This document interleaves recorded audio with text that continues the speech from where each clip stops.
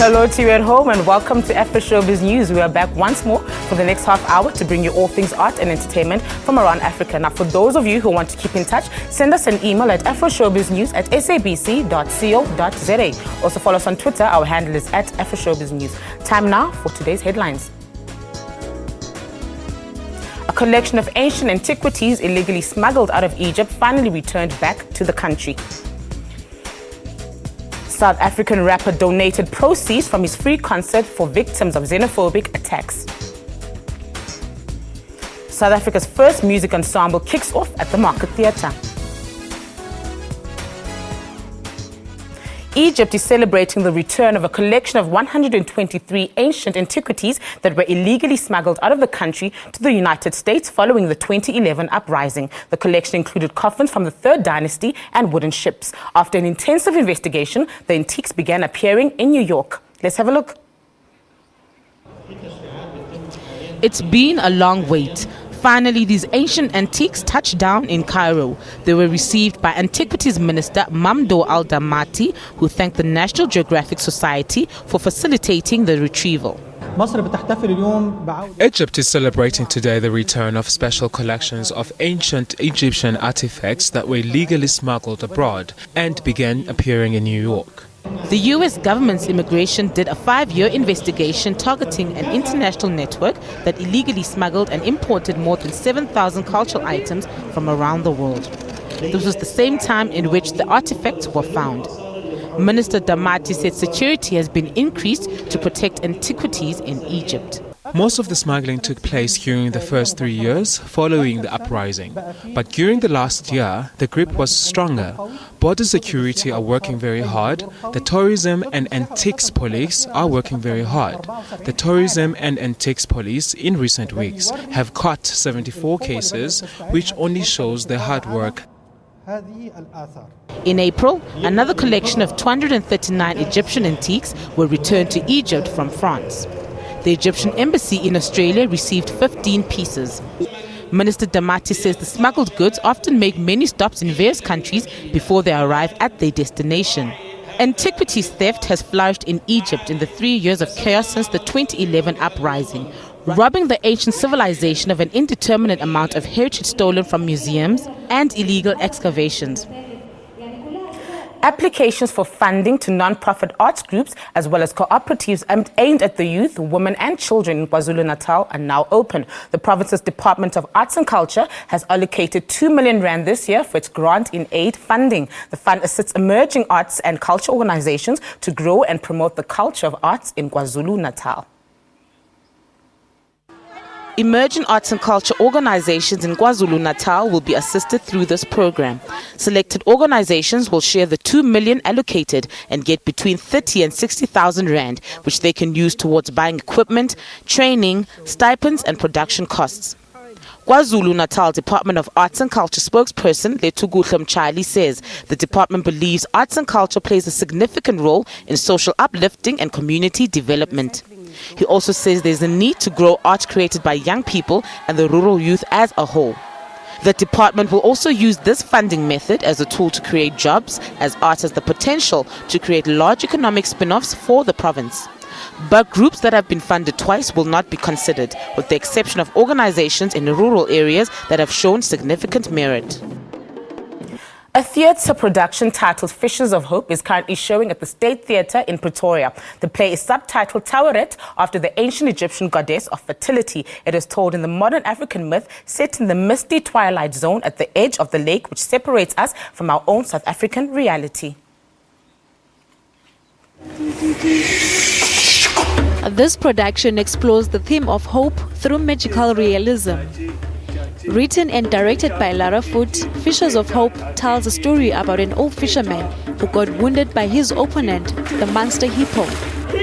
The fisherman lives a free life on the shores of the lake with his young wife when a driver from the city brings home their son, a wayward political firebrand. He is a good man. But there are secrets that need to be addressed, and there's also a burning gap between the young and the old that needs to be bridged. Above everything else, there are rumors of a country in turmoil. This production has won 2 Fleur de Cap awards for Best Set Design and Best Sound Design. Fishers of Hope is unique in a way that stimulates anguish and empathy for the brave, small people caught up in the harsh wind of change. The story is brought to life by a vibrant cast led by Mncedisi Shabangu. Shabangu played the role of the storyteller in Futs Tsepang. The play had its world premiere at the National Arts Festival last year before it was shown at theatres across the country. It will be at the State Theatre until the 23rd of May. Let's go for a quick break. Stay tuned.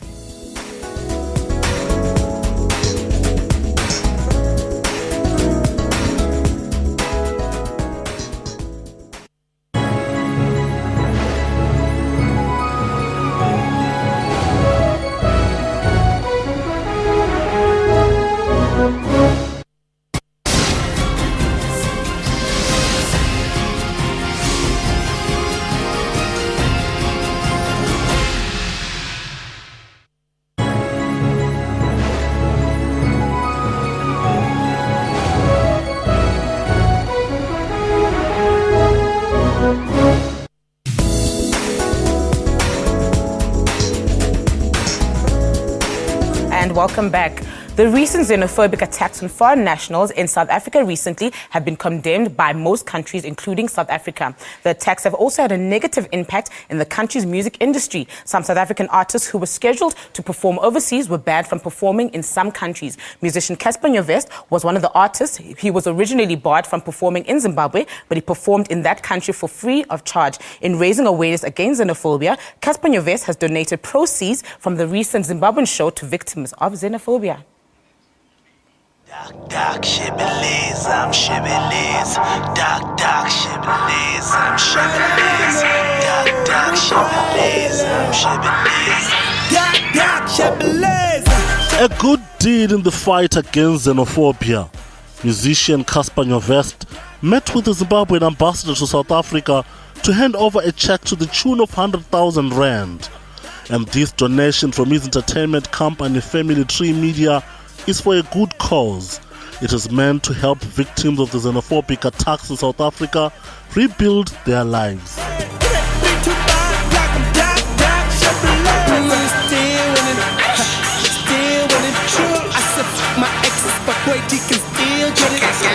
Nyovest was scheduled to perform in Bulawayo, Zimbabwe last week, has faced numerous calls to cancel the show, even from his own family and friends. But the Dog Shebeleza rapper insisted the show will go on. He performed in Zimbabwe for free.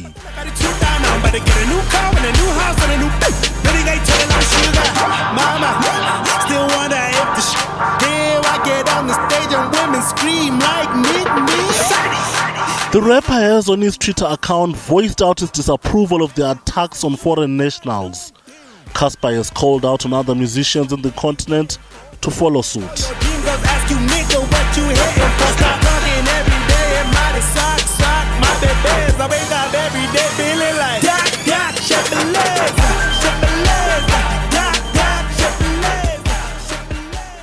The country's first music ensemble dedicated to performing classics is currently performing at the Market Theatre. The music group is titled Mzansi Music Ensemble. This musical production started yesterday and will conclude on Sunday.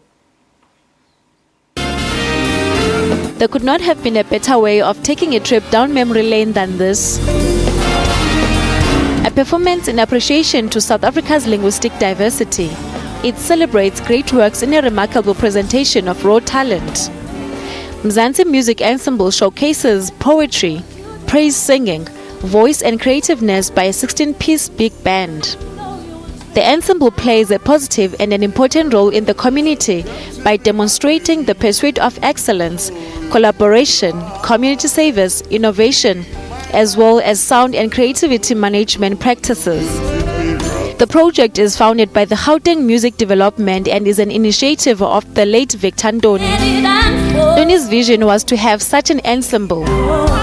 In the later years of his life, he wrote big band scores that were never performed in anticipation that one day such an ensemble will exist.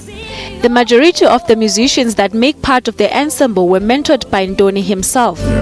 He worked tirelessly to create a national memory through the Gauteng Music Development.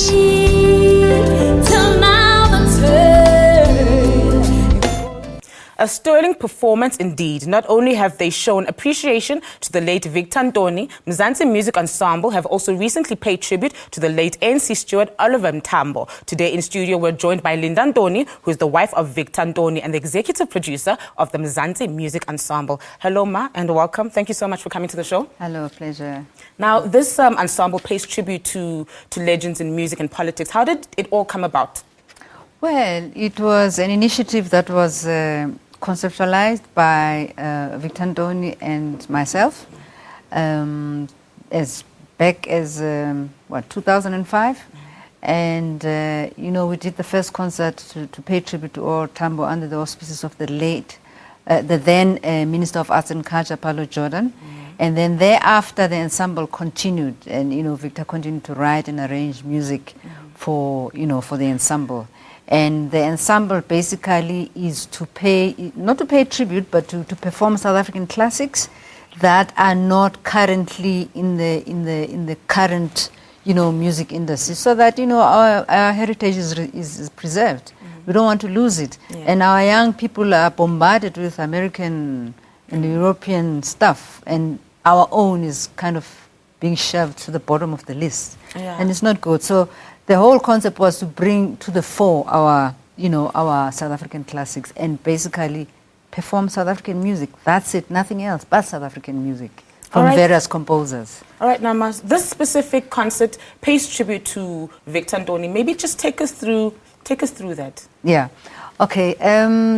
Most of the artists that are involved here were actually mentored by him, and because the concept came from him, we decided, okay, our first run really without him would be nice if you pay tribute to him, because it was really founded by him. And of course he had written a lot of charts that were never performed before, and all of us hadn't heard them. I mean, only he knew what he wrote.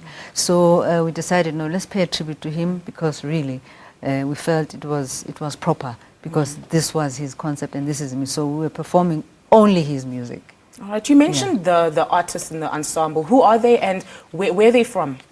Most of them are based in Joburg. They're from everywhere. Cape Town as well, PE, KZN. It's South Africa, basically. It's young artists that are not known, but beautiful, beautiful musicians and singers that we are, as Gauteng Music Devil, we're trying to develop them and expose this talent, so that everyone can see, oh, we don't know who that is, but she's good, One will get a recording contract there, the other one will be called by somebody else. That's what we're about.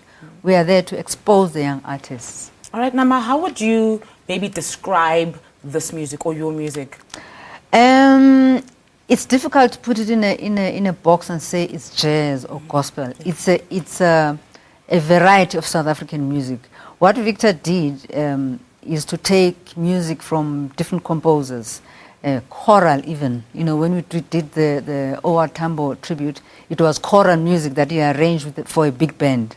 So we have choral, we have a bit of gospel, we have traditional, we have a cappella, just plain a cappella with no instruments. We have jive, we have mbaqanga. It's a potpourri of South African music in general. All right, Mama Linda, I'd love to chat some more, but unfortunately time is up. But thank you so much for joining us. Okay, thank you.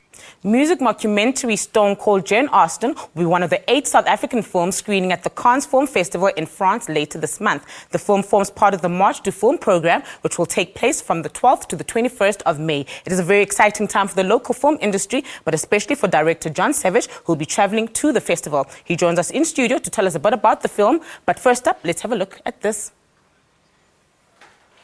And change South Africa forever. The only problem was that nobody knew. What happens when 2 total chops are let loose on the music industry? We are the defenders of Afrikaans language. I'm English. I'm going to use Afrikaans. I'm going to make a lot of money. I never stole his moves. I couldn't keep my mouth shut. It makes South African artists look ridiculous. Never stole his life. I don't even know what it means. It's Afrikaans. We People got to believe that we love Afrikaans music. We love Afrikaans music. Yes. We don't even speak Afrikaans. Yeah, well, I'm learning. I'm sorry, I mean, Jack Harris is an idiot. Like, he's an absolute loser. Just us. Yay. Miles. Reynolds. Bad things happen. I'm working here. You're coming into my space trying to tell me what to do. Can you cut that out of the I think you should cut that out. That shouldn't be part of it. This summer comes a movie about rocking. A movie about rolling. You lose one friend in a little fiery death, and your whole life's drama. A movie that critics have called not bad for a South African film. It's not cool when two people do it. And now John is here to talk to us a bit about this film. Hello, John, and welcome to the show. Thanks for having me here. Thank you so much for coming in. Firstly, congratulations. You're traveling to Cannes. How are you feeling? My mind is freaking out. It all happened so late and suddenly, and as you can see, this film is such a low budget film that I filmed like shooting from the hip. I was never meant to be in cinema. Now it's in cinema. It was never going to go to Cannes. Now it's screening at Cannes. So I'm freaking out, basically. Now this is the face of somebody freaking out. Well, you look pretty calm for somebody who's freaking out. But you know what, seriously though, this film went through a lot in order for it to be finished. I understand you went through some crowdfunding and you stretched over a period of 3 years. How did that work out? I tried everything. You know, it started off as just a fun idea. I shot a couple of sketches. Rob van Vuren said, okay, let's do it. Let's see what happens. We built a pilot. I showed the pilot to everybody. People laughed, but I couldn't get it even anywhere. I went to film finances. I went to television stations. And everybody kind of said, this can't be it's a funny pilot. It'll never be a film. Yeah. And so kind of a last... Look at you now, traveling to Cannes. Yeah, last resort, I put it on for crowdfunding and boom. And then it just people put money in and now I have a film. But why a music mockumentary, specifically, Afrikaans music? Why did you go that route? It was such an obvious story for me. I was in a band for 6 years. I was a full-time musician, like traveling the world as a rock star, and I found it. I took it very seriously, and in retrospect, it's a stupid career, and particularly being a rock star in South Africa, where the rest of the world you don't even register on the radar. So being a sort of celebrity based in South Africa is I find quite funny. And so I wanted to make a movie about that, about this band who take themselves really seriously, who are trying to break into the Afrikaans market, but they don't speak Afrikaans. But they really are nowhere. Now, you worked with like a bunch of funny comedians on the film. Why did you go with those guys? Well, it's actually, Rob's the only comedian, and Kurt Skunrad. The rest are musicians. So I wanted to put this band in the world, in the real world. So like Kurt Darren and the Blackjacks and Jack Parow and Foko Politika, they're all in the film playing themselves. And this band, this fictional band, are in the film pretending they're one of them.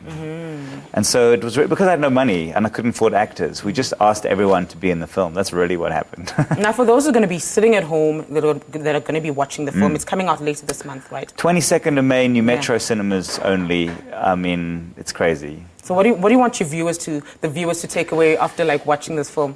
Wow. I mean, this is not a film. Like, it was never intended to do the things that it's doing. It's what I would say, it's a lot of fun. And you have never seen your favorite South African artists in this scenario that you're going to see them in. It's crazy, this film. And like, because I did it myself, it wasn't, I didn't have to answer to any like studios or anything. So it's mad. The film is mad. There are scenes in this film that should not ever have been put on film, but they're there. Now, about your trip to France, what are you expecting? What do you want to happen? So I guess I've never been to the Cannes Film Festival. I know that it's mayhem. I'm sort of trying to figure out what it means to be there. I'm also very realistic about the expectations. I don't, there's every film in the world is there trying to get sold. We're a South African film. We don't have a distributor. We're there independently. I know that the chances are slim that we'll actually sell the film there, but to be there in that environment is amazing. And the NFVF have been amazing, setting up stands, helping get people to the screening. The truth is, I think it's one of those things you've got to go and do it before you know what it is. And so I don't know. That was the long answer. The short answer is I'm going to do we've got this mad idea. We want to make a flyer because we don't think anyone's going to buy it. we're making this flyer that says we're the cheapest film. Be positive. We are going to buy it. We are the cheapest film at Cannes. Yeah. Put in an offer and we'll take it. Just to try and stand out from everybody else. I don't know. We don't know what we're doing. We're making it up as we go along, and that's how we made the film as well. All right, and then as a director, about the local film industry, do you think, film directors have made it, or, there's still some room for growth? I think we're still a fledgling movie industry, and it's what this movie is about, the music industry, and I think that there's a parallel, though. We have a very big challenge in South Africa. How do we get the rest of the world to take us seriously? We're not taken seriously in music and in film. Yeah. Charlize Theron is an anomaly. She's not the norm. The Unfortunate breaking out is an anomaly. It's not the norm. And how do we get the world to look at our films seriously and look at our music seriously? And that's really, my whole life has been that journey. And this film, going to Cannes, is part of that journey. And so we're going to give it our best shot over there. But all right. Well, all the best on your trip. Thank you so much for joining us. Thank you so much for having me. You're most welcome, John. Now, if you have missed any of our shows, be sure to catch them on our YouTube channel by simply searching for Afroshowbiz News. Time now for another ad break. Stay tuned.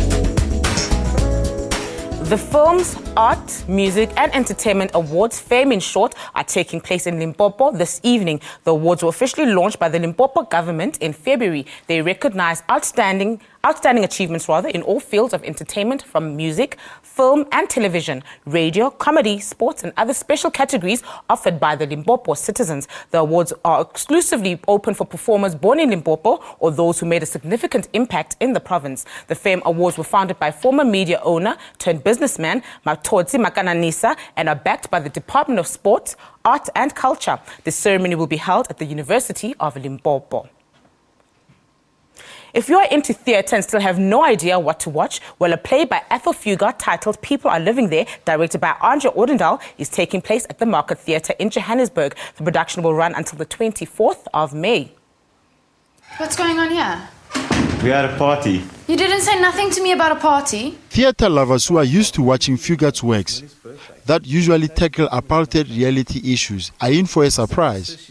This time, Ethel Fugard is venturing into a different territory with his play titled People Are Living There. Just us, me, Don and Millie. That doesn't sound so hot. Sissy, I don't want you to see Billy anymore. The play was written in 1968. Takes us on a journey of tough times, highlighting issues faced by disadvantaged people with little or no education. It shows people stuck in a small apartment in Johannesburg with very little to do and nowhere much to go. Fugard gathered material for the play when he and his wife stayed in lodgings in Braamfontein while he was employed there.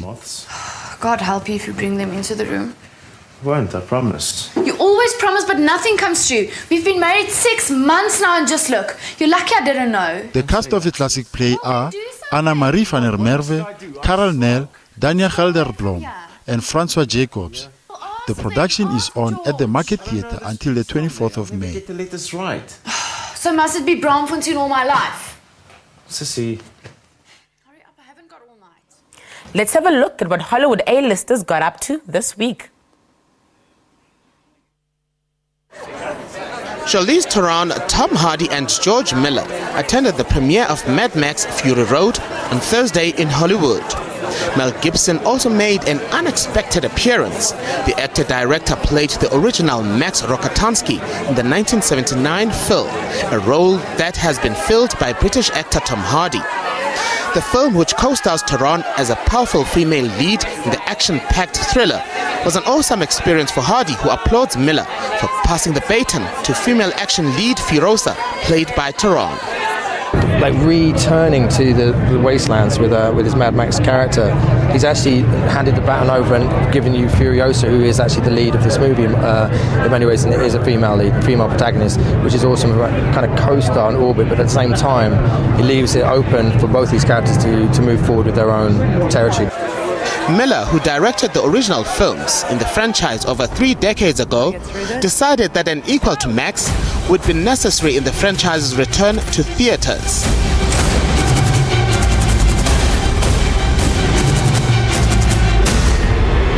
Second Mad Max, and I always wondered about that character, and then we needed someone equal to Max in this story, and that was Furiosa, and it was cool to do it. I mean, and Charlize was up for it.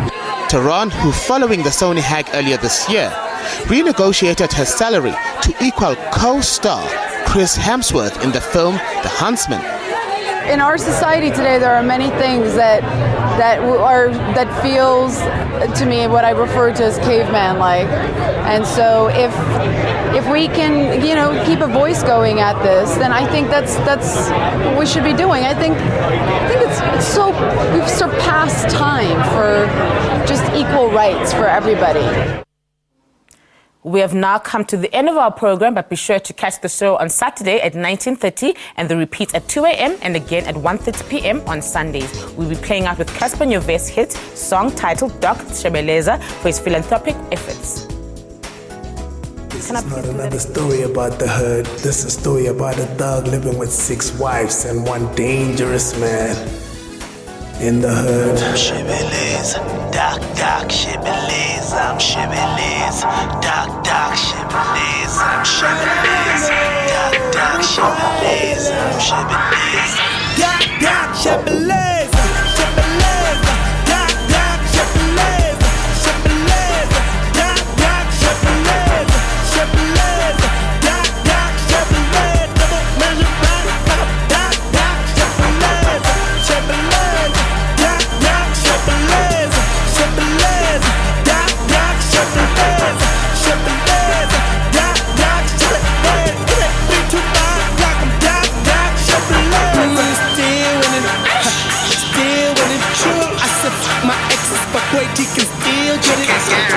She's the best, the best, the best, the best, the best. Kiss by your vest, your vest, your vest, your vest, your vest.